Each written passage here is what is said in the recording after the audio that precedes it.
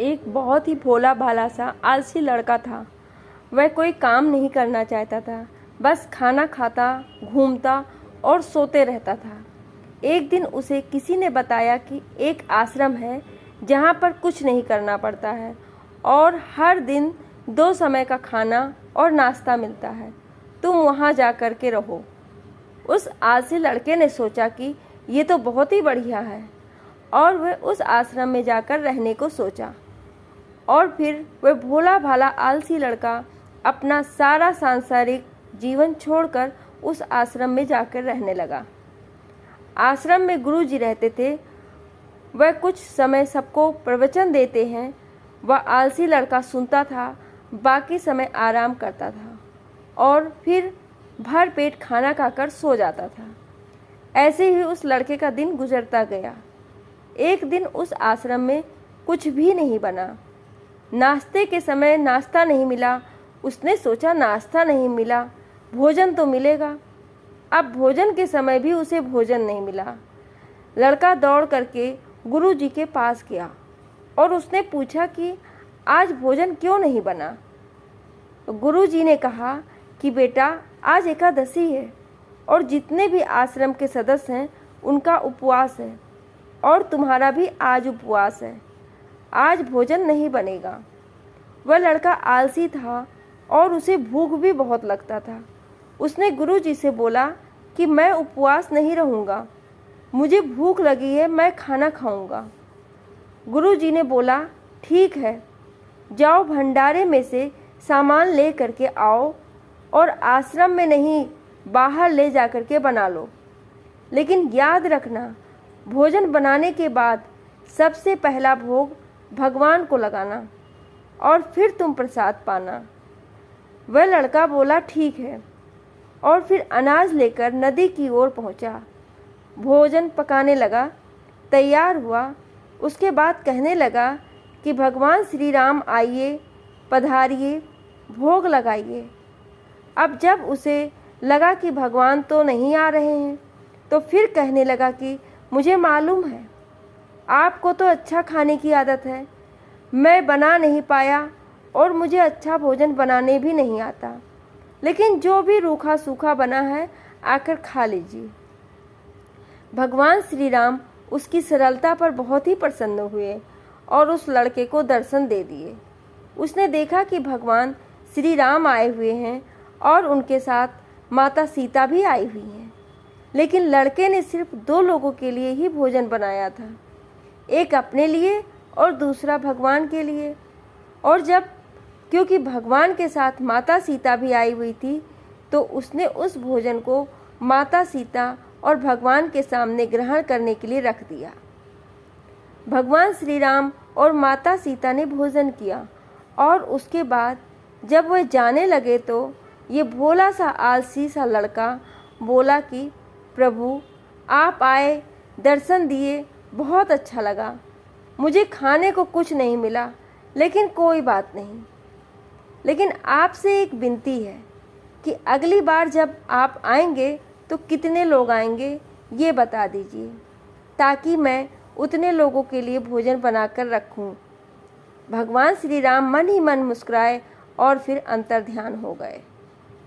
लड़का आश्रम गया, दिन बीतता गया और फिर एकादशी का दिन आया और इस बार उसने 3-4 लोगों के लिए अनाज लेकर के खाना बनाने के लिए नदी के किनारे पहुंचा और उसने बड़े प्रसन्नता से भोजन बनाया और इंतज़ार करने लगा कि प्रभु आइए और भोग लगाइए। इस बार लड़का देखता है कि भगवान श्री राम पूरा राम दरबार लेकर के आए हैं, जैसे माता सीता, लक्ष्मण, भरत, हनुमान जी और सभी लोग आए हैं। लड़के ने 3-4 लोगों का भोजन बनाया था और इस बार भी भोजन कम पड़ गया। लड़के ने निराश होकर भोजन को प्रभु के आगे रख दिया। उन्होंने भोजन किया और फिर चले गए और इस बार भी लड़का फिर से भूखा रह गया। अब लड़का फिर आश्रम गया, दिन बीतता गया और फिर एकादशी का दिन आया और इस बार गुरुजी से कहने लगा कि गुरुजी, मुझे इस बार थोड़ा ज़्यादा अनाज चाहिए। गुरुजी सोचने लगे कि ये इतना सारा अनाज का करता क्या है, कहीं इसे बेचता तो नहीं है। फिर उन्होंने कहा कि ठीक है, भूख से परेशान रहता है।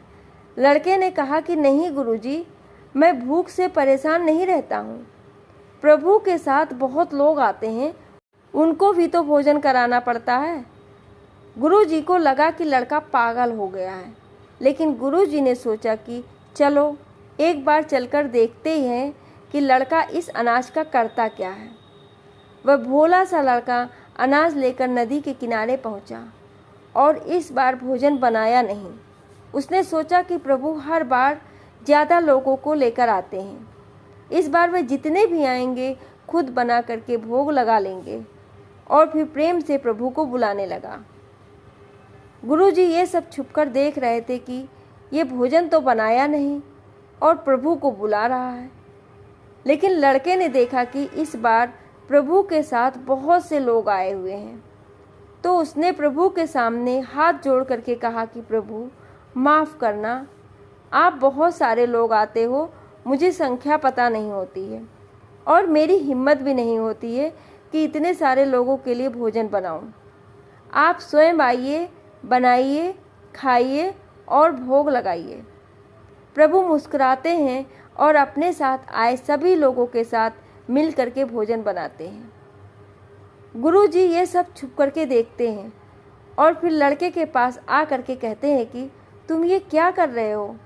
लड़का कहता है कि गुरुजी, आपको दिख नहीं रहा है कि भगवान श्री राम पधार चुके हैं, माँ सीता आई हुई हैं, हनुमान जी आए हैं और सभी लोग आए हुए हैं, भोजन बन रहा है।